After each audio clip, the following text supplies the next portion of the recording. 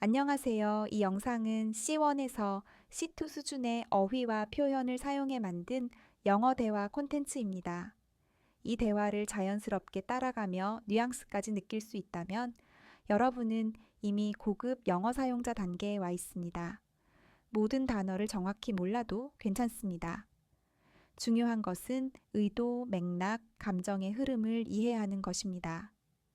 편안하게 듣고 표현의 선택과 말의 리듬에 집중해 보세요.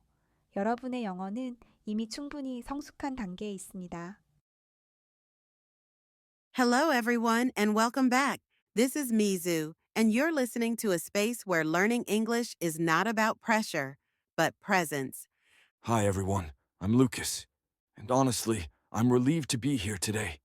This conversation feels necessary. That feeling alone tells us something important. So, before we begin, let's slow things down, just for a moment. No expectations, no urgency. Which is perfect. Because today, we're talking about something many learners quietly struggle with: the emotional pressure to improve faster. Today's message is simple, but deeply important. You don't need to rush your learning. You just need to keep moving forward. That sounds comforting, but also difficult to believe sometimes. Of course, because we live in a world obsessed with speed. Lucas, let me ask you something honestly. When did you last feel discouraged about your English? Recently, I watched a video of someone speaking effortlessly, confident, fluent, almost flawless. And without realizing it, I started comparing myself. Comparison is subtle, but corrosive. Exactly. It creates this quiet narrative in your mind. I'm behind. I should be better by now. And that narrative produces pressure, not motivation. The truth is, progress rarely feels dramatic. It's gradual, sometimes invisible. That's reassuring. Because when I slow down, I actually notice growth. My thoughts feel clearer.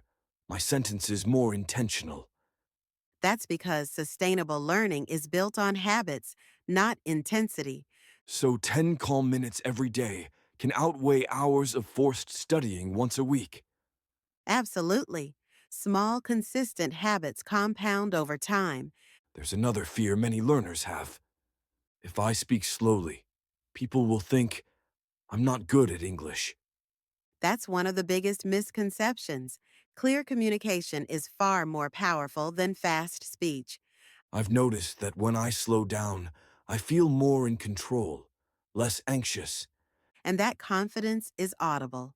Communication is about being understood, not sounding impressive. Let's talk about mistakes.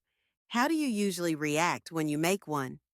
Honestly, with embarrassment, sometimes even self-criticism. That reaction is human, but unhelpful. Mistakes are not evidence of failure, they're evidence of engagement. So learning requires a certain level of self-compassion. Exactly. Growth accelerates when you treat yourself with patience instead of judgment. This perspective feels gentler, less exhausting. And that's why it lasts. If learning feels harsh, it won't survive. So instead of pushing harder, I'll focus on moving forward, consistently, calmly. That's more than enough. Before we finish, let's leave our listeners with one question. What is one small, realistic step you can take today? Not a grand promise, just an honest one. Exactly. Progress doesn't need applause, it needs presence. Thank you for sharing this space with us. We'll see you next time. Until then, keep going, slowly, confidently, and in your own way.